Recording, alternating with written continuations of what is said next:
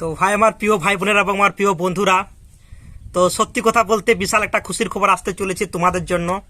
এবং আমি সবে প্রথমেই বলেছি যে ভোটকে সামনে রেখেই কিন্তু সমস্ত রিক্রুটমেন্টগুলো হয়, ঠিক আছে। তার মধ্যে প্রাইমারি টেটের যে রিক্রুটমেন্ট প্রসেসটা অতি দ্রুত গতিতে কিন্তু শুরু হয়ে গেছে অলরেডি। কিন্তু বন্ধুরা, প্রাইমারি টিচারের যে মানে কি বলবো, যে লেটার, অ্যাপয়েন্টমেন্ট লেটার, সে অ্যাপয়েন্টমেন্ট লেটার কিন্তু অলরেডি আসা শুরু হয়ে গেছে বিভিন্ন জেলাতে। অলরেডি মালদাতে কিন্তু লিস্ট অনুযায়ী কিন্তু লেটার পাঠিয়ে দেওয়া হচ্ছে। মালদা জেলাতে অলরেডি শুরু হয়ে গেছে এটা, ঠিক আছে। এবং আশা করছি বন্ধুরা যে এই সপ্তাহের মধ্যেই অন্যান্য জেলাতেও তোমরা কিন্তু যে সমস্ত মা দাদা দিদি বা ভাই বোনেরা চাকরি পেয়েছো, তোমরা তোমাদের লেটার কিন্তু, জব লেটার কিন্তু হাতে পেয়ে যাবে। এবং বাবা মার মুখে ফাইনালি হাসিটা ফুটবে। মানে জব লেটার হাতে পাওয়ার যে আনন্দটা, সেটা বাবা মার সাথে তোমরা যে খুশির ভাগটা, সেটা ভাগ নিতে পারবে অতি দ্রুত এবং এই সপ্তাহের মধ্যেই আশা করবো বন্ধুরা। তো যাই হোক বন্ধুরা, আজকের ভিডিওর টপিক হলো যে ফাইনালি কি বিএড প্রার্থীদের ভাগ্য কি তাহলে ফিরতে চলেছে। তো বন্ধুরা, আপনারা সবাই জানেন যে টোটাল এবারে সিট ছিল হচ্ছে 11,500 মতন সিট ছিল। তার মধ্যে 9,553 জন সামথিংয়ের অলরেডি চাকরি হয়েছে, মানে সবাই পেয়ে গেছে চাকরি আর কি।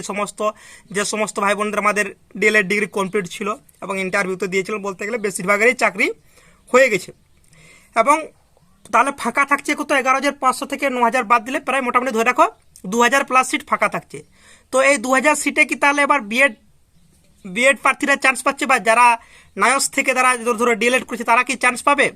তো বন্ধুরা, এই ক্ষেত্রে বলে রাখি বন্ধুরা, তারা কিন্তু কোর্টে কেস করেছিল এবং সুপ্রিম কোর্ট কিন্তু রায় দিয়ে দিয়েছে যে তাদেরকেও এই রিক্রুটমেন্ট প্রসেসে চান্স দিতে হবে। কেননা বন্ধুরা, যখন এই 11,500 সিটে যখন ফর্ম ফিল আপ করতে বলা হয়, তখন কিন্তু ওখানে দুটো অপশনে ছিল যে তুমি ডিএলএড ডিগ্রিও শো করাতে পারো এবং বিএড ডিগ্রি শো করাতে পারো।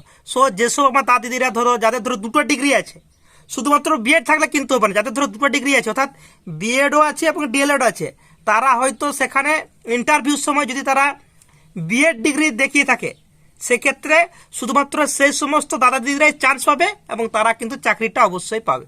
মানে 100%-100%-এর মধ্যে 90% তাদের চাকরি পাওয়ার সম্ভাবনা মানে আছেই বন্ধুরা, যদি তাদের ডিএল ডিগ্রি থাকে। তো অর্থাৎ এটাই হচ্ছে যে সমস্ত দাদা দিদিরা আমাদের ওই যখন ফর্ম ফিল আপ করছিলেন, ঠিক আছে, 11,500 সিটে, তখন যদি আপনারা ডিএলএড ডিগ্রির বদলে বিএড ডিগ্রি দিয়ে থাকেন, সেক্ষেত্রে তোমরা কিন্তু বর্তমানে কিন্তু কোর্ট রায় দিয়ে দিয়েছে যে তোমরা আবার ডিএলএড ডিগ্রি দেখিয়ে কিন্তু ইন্টারভিউতে পুনরায় বসতে পারবে এবং তোমরা চান্স পাবে এই 2,000 সিটে, যে মধ্যে যে কম্পিটিশন হবে সেই সিটে তোমরা কিন্তু চান্স পাচ্ছ। অর্থাৎ চাকরিটা বলতে গেলে তোমাদেরও কিন্তু হয়ে যাচ্ছে। অর্থাৎ খুশির খবর এটাই যে সমস্ত বিএড প্রার্থীরা আমার দাদিদের রয়েছেন, তাদের মধ্যে যারা ডিএল ডিগ্রি কমপ্লিট করে ফেলেছো অলরেডি, তারা কিন্তু এবারের যে 2,000 সিট রয়েছে সেই 2,000 সিটে কিন্তু তোমরা রিক্রুটমেন্ট প্রসেসে অংশগ্রহণ করতে পারবে এবং চাকরিটাও পেয়ে যাবে, ঠিক আছে।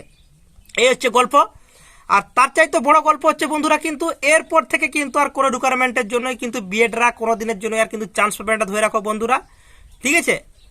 বিএডরা পুরোপুরিভাবেই বাদ চলে গেল এখানে। আর এরপর থেকে প্রাইমারিতে কিন্তু আর বিএডের কোনো গল্পই আসবে না, বিএডের গল্প পুরোপুরি শেষ, ঠিক আছে। বাট বর্তমানে কিন্তু দেখা যাচ্ছে বন্ধুরা, রাজ্য সরকার কিন্তু, যেহেতু ভোটটা সামনে, আমি বারবার করে বলেছি কি বন্ধুরা, ভোট আসলেই তোমাদের চাকরির যে সমস্ত রিক্রুটমেন্টগুলো আছে সেগুলো কিন্তু ধীরে ধীরে ফর্ম ফিল আপ বলো বা যাই বলো না কেন, ধীরে ধীরে কিন্তু শুরু করবে।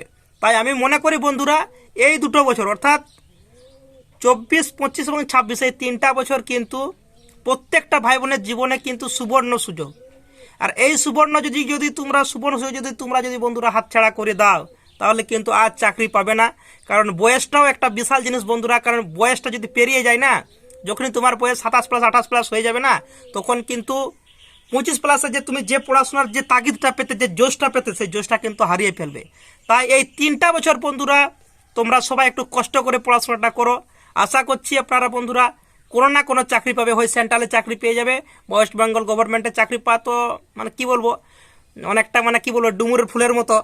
কিন্তু যদি তুমি স্ট্রাগলটা করো, পড়াশোনাটা করো, অবশ্যই চাকরিটা পেয়ে যাবে বন্ধুরা, এটুকু আমি বলতে পারি, 100% থাকো বন্ধুরা। আর সবচেয়ে যেটা আশা রাখবো আমরা আমাদের মাননীয়ার কাছে, যে 2022 সালে যে সমস্ত ভাই বোন দাদিরা টেট পাস করেছেন তাদের জন্য যাতে অতি দ্রুত নোটিফিকেশানটা বেরিয়ে যায় এবং একটা যেন হিউজ পরিমাণের ভ্যাকেন্সি থাকে, তাহলে একমাত্র আমাদের মতো যে সমস্ত ভাই বোনেরা ধরো রয়েছে, দাদিদিরা রয়েছে, তারা কিন্তু তারা তাদের স্বপ্নটা পূরণ করতে পারবে। এবং আমি বারবার করে বলছি, যে সমস্ত আমার প্যারাটিচার দাদিদিরা রয়েছেন তাদেরকে বলবো, আপনারা যেহেতু গভর্নমেন্টকে সার্ভিস দিয়েছেন 2 থেকে 3 বছর, বা আরও অনেকজন দাদিদি আছে যারা টেট পাস করেছে অথচ প্যারাটিচার করা প্রায় 10 বছর 12 বছর হয়ে গেছে, তাদের ক্ষেত্রেও বলবো বন্ধুরা বা দাদিদিদেরকে বলবো, চিন্তা করার কোনো কারণ নেই, আপনাদের কিন্তু চাকরি হওয়ার সম্ভাবনাটা অনেকটাই কিন্তু থাকছে বন্ধুরা। তো হোপলেস হবে না। আর বিশেষ করে আর যে সমস্ত ধরো আমাদের কাস্টের যে সমস্ত দাদিদি ভাই বোনেরা রয়েছে, বিশেষ করে এসটি এবং এসসি কাস্ট যাদের রয়েছে এবং ওবিসি তাদের ক্ষেত্রে বলো বন্ধুরা, তোমরা কিন্তু হোপলেস হইও না। মোটামুটি রিকোয়ারমেন্ট বেরোলেই তোমরা কিন্তু চাকরি পাওয়ার সম্ভাবনাটা অনেকটাই সুযোগ থাকছে আর কি, ঠিক আছে। আর যদি ধরো হিউজ পরিমাণ একটা ভ্যাকেন্সি বেরিয়ে যায়, আর হিউজ পরিমাণ ভ্যাকেন্সিটা তখনই আসবে যদি আমরা রাজ্যে কি একটা পরিবর্তন দেখতে পাই। অর্থাৎ ওই যে বললাম পদ হারানোর ভয়টা যদি তাদেরকে ধরাতে পারি, তাহলে অবভিয়াসলি বলো বন্ধুরা, যেহেতু এইবারের প্রাইমারি ডেটে 5ম শ্রেণীটা যুক্ত হচ্ছে, তাই মাথায় রাখো বন্ধুরা, যে সমস্ত আমার ভাই বোনেরা দাদিদের 2022 টেট পাস করেছো, সেক্ষেত্রে যদি 5ম শ্রেণী যদি যুক্ত হয়ে যায়, তাহলে মনে রাখো বন্ধুরা, তাহলে কতগুলো স্কুল আছে আমাদের ওয়েস্ট বেঙ্গলে, তাহলে প্রত্যেকটা স্কুলে যদি 5ম শ্রেণী যুক্ত হয় মানে কি একটা করে টিচার এক্সট্রা হয়ে যাচ্ছে, মিনিমাম বললাম আর কি, মিনিমাম, ঠিক আছে। তাহলে কত ভ্যাকেন্সি আসতে পারে ভেবে দেখো বন্ধুরা। আর যদি ধরো হিউজ ভ্যাকেন্সি আসে, তাহলে কি আছি তো মাত্র আমরা কজন, ডিএল পাস কতজন আছে এবারে, ডিএল পাস খুব বেশি হলে আছে 40,000 মতো ফাঁকা, আর সিট যদি 50,000 আসে বা 30,000 প্লাসও যদি সিট আসে, তাহলে কিন্তু সবাই চাকরিটা পেয়ে যাবে অলরেডি, ঠিক আছে। এখন দেখা যাক, যেহেতু ভোটটা সামনে আছে, আশা করব মাননীয় আমাদের দিকটা দেখবেন। নাহলে তো বুঝতেই পারছো, পার ক্যান্ডিডেট মানে হচ্ছে প্রত্যেকটা ফ্যামিলিতে 4টা করে ভোট মাইনাস হয়ে যাবে না, বুঝতে পারছো তো বন্ধুরা, পদ আর থাকবে না। তাই আশা করব বন্ধুরা, মাননীয় আমাদের সমস্ত গ্রাম বাংলার ছেলে মেয়েদের কথা ভাববে এবং সবাই আশা করব বন্ধুরা চাকরিটা পেয়ে যাবে তোমরা এবারে, ঠিক আছে। তো আজকের ভিডিও এই পর্যন্ত বন্ধুরা, ভালো থেকো, সুস্থ থাকো। আর প্রচুর কিন্তু ভ্যাকেন্সি বাড়াচ্ছে, বারবার করে বলছি, এই 2 বছর ক্রুশিয়াল বছর, মানে বিশাল একটা ভালো একটা সময়ের মধ্যে দিয়ে যাচ্ছে বন্ধুরা তোমরা। সেন্ট্রাল রাজ্য বলো, 2 বছরে কিন্তু প্রচুর ভ্যাকেন্সি বেরাবে। তাই পড়াশোনার মধ্যে থাকো এবং জোশ নিয়ে পড়াশোনাটা করো। এই 2 বছর পুরো খেটে দাও, কোনো না কোনো তুমি চাকরি পাবে, এটা আমি 100% বললাম বন্ধুরা। খাটার কোনো বিকল্প নেই, এটা মাথায় রাখো। আর অবভিয়াসলি বলবো, স্মার্ট স্টাডি করো, না গান্ডুর মতো পড়তে যেও না। যতটুকু সিলেবাস আছে ততটুকু সিলেবাস আগে কমপ্লিট করো মোটামুটি, দেন এমসিকিউটা একটু বেশি করে প্র্যাকটিস করো, তাহলে অটোমেটিক তুমি কিন্তু যে কোনো চাকরি কোয়ালিফাই করতে পারবে বন্ধুরা, ঠিক আছে। কি বললাম, এমসিকিউটা বেশি করবে আর বেসিক জিনিসগুলো একটু ভালো করে পড়বে, ঠিক আছে, তাহলেই হবে। ভালো থেকো বন্ধুরা, টাটা। আর ভালো লাগলে অবশ্যই ভিডিওটা লাইক করো, শেয়ার করো, কমেন্ট করো, সাবস্ক্রাইব করো, টাটা।